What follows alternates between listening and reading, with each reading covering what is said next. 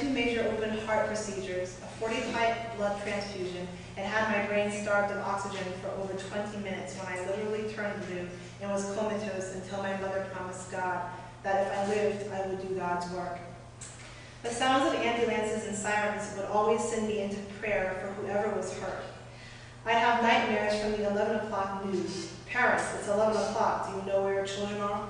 Followed by mugshots of the top 5 wanted people, all of whom were ugly and scary to me. The footage of America's racism and hatred of black people, the sit-ins, the hoses, dogs, police brutality, the assassinations of President Kennedy, Robert Kennedy, Dr. King, and Malcolm X, Vietnam, the riots, military tanks rolling up and down our streets, curfews, looting, shooting, and dark, thick black and red smoke from the city burning, all had a serious effect on me. I remember watching the March on Washington at 6 years old, and everything in me knew that somehow I was to be an extension of the civil rights movement. At the age of 7, I watched my mother prepare dinner one evening. As she was preparing the meat, I asked, "Mama, what's that?" "Lamb." "But what is it?" I asked again. A little more firmly, she said, "Lamb," still not understanding. I asked more forcefully, "But what is it?" She looked at me and responded as intensely, "Lamb." "Like a baby lamb?" I mused. "Yes, like a baby lamb." I asked, "So what's chicken? Like a real bird?" Mama said yes, and for the first time I realized that meat was the flesh of dead animals. I loved animals. I just recently been to the Children's Petting Museum and to a farm on a school field trip. As I thought of how dear the little lambs were to me, I vowed I wouldn't eat meat anymore. I told my mother, "Well, I'm not going to eat that anymore." Of course, she shared my refusal to eat meat with my father, to which she replied at dinner, "You better eat everything on your goddamn plate or I'll beat your goddamn ass." I was never the same after that. Another of my most significant memories as a child was riding in the back seat of my father's Buick, with both he and my mother smoking cigarettes with the windows rolled up, and me complaining because I literally felt I was about to die because I couldn't breathe. "Please, let the windows down," I was pleading for my life. It's amazing how the seemingly most intelligent people just don't get simple things. During the next few years, I was beset with profuse nosebleeds and midnight emergency room visits. An automobile struck me when I was 10 years old, and I was hospitalized for 2 weeks with internal hemorrhaging from bruised kidneys. In the meantime, I would throw my parents cigarettes away and fuss with them about their drinking. My parents were college graduates, my mother a teacher and my father a Morehouse College graduate and a manager with the Detroit Housing Commission. My mother drank socially. My father would have his daily wind down with a beer or peach champomet with Spanish nuts or pistachios. He would go out on weekends and come home to my mother's complaints about how he smelled from the alcohol. Tension between my parents increased to the point where they decided to divorce when I was 11, and they asked me which of them I wanted to live with. I replied, "I don't want to live with either one of you." I was sent to Jacksonville, Florida, at the end of 6th grade to attend my family reunion, and I remained there, living with my maternal grandmother from 7th through 10th grades. After that, my grandmother, great-grandaunt, mother, and I all moved back to Detroit, where my mother was based as a national representative for the American Federation of Teachers. I did well in the 7th through 10th grades, learning clarinet and performing in the marching and concert symphonic bands for the duration. I was salutatorian and class graduation speaker of my 9th grade class. I even received an award for being an outstanding student from the University of Tennessee. 10th grade band activities took up most of my spare time. I was told we'd be moving back to Detroit after the school year, and I was livid. I didn't want to go back to Detroit. I began losing focus and received my first C and D on my report card. So I was going to skip ahead to when she goes to college. So she decided, Adama decided to apply to Spelman College and the University of Florida. She says, "I was eligible for a scholarship at Spelman, but there was no on-campus housing available at the time of my application, so I chose University of Florida, which I entered in the summer of '75. Having looked at many options, including business, advertising, pre-med with interest in psychiatry, journalism, and broadcasting, I decided to major in psychology.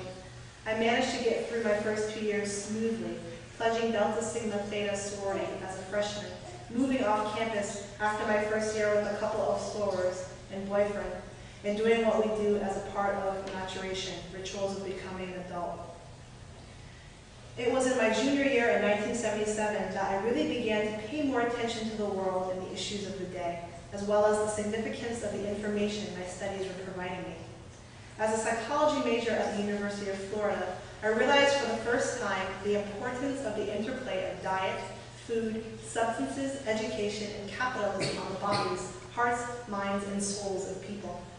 The staggering statistics of this disproportionate percentage and the rates at which we African Americans were sick, diseased, imprisoned, dysfunctional, obese, and dying inspired me to pray more intensely than I ever had in my life for answers to our problems. Of course, my instructors claimed ignorance as to the causes and admitted having no solutions. Hence, because I was both black and female, as well as very intelligent with an academic record to back it up, I could get funding for doing research on these important matters.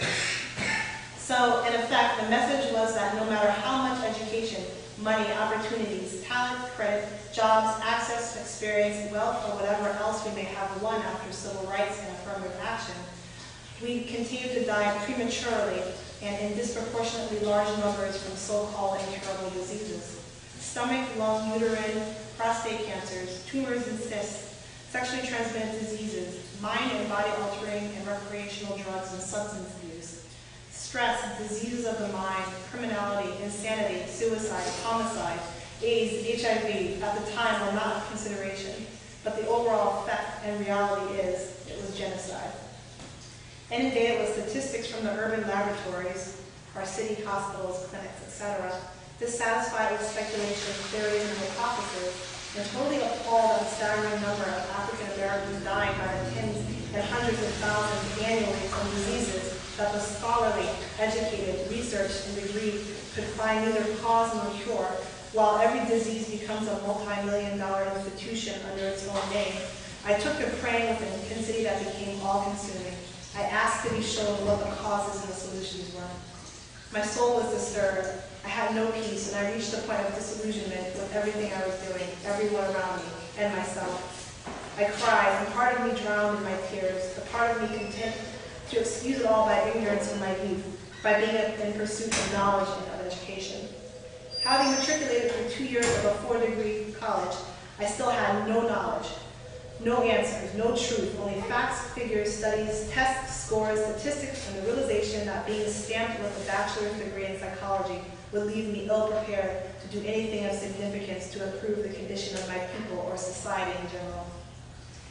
And wasn't that the whole point of becoming educated, so I could make a difference and to ensure the progression of my lineage? So I'm going to skip to when she decides that certain things in her life need to be kicked out. So she says she needed to stop smoking. To stop smoking, I sat in my apartment alone one evening with a brand new pack of Benson & Hedges menthol cigarettes and began to smoke one after the other, putting each one out halfway. I inhaled slowly and consciously speaking to myself, with each puff you're taking 2 minutes off your life. Do you want to live or do you want to die? I literally cursed myself out as the ashtray began to fill with ashes becoming blackish gray, the room filled with stench, and I imagined my lungs and my tissues. I remembered riding with my parents in the car with both of them smoking, the windows rolled up. I felt like I was suffocating. I gasped for my breath, my life, and here I was 12 years later, fighting for my life. I didn't have to smoke the whole pack before I had enough. The body has a saturation port for any chemical or substance. Once you reach it, you can release the addiction. I reached mine that night without any physical sickness or nausea. Alcohol was not a big part of my life, although it was readily available on a predominantly white campus. I lost all desire to consume any form of alcohol with the thought of how many people's lives and livers had been destroyed by it. My parents drank, and I knew as a child that it wasn't right. As my parents went through changes with each other, they would sometimes drink more, which led to a couple of serious arguments and fights between them. I detested their drinking of alcohol and the arguments that escalated because of it.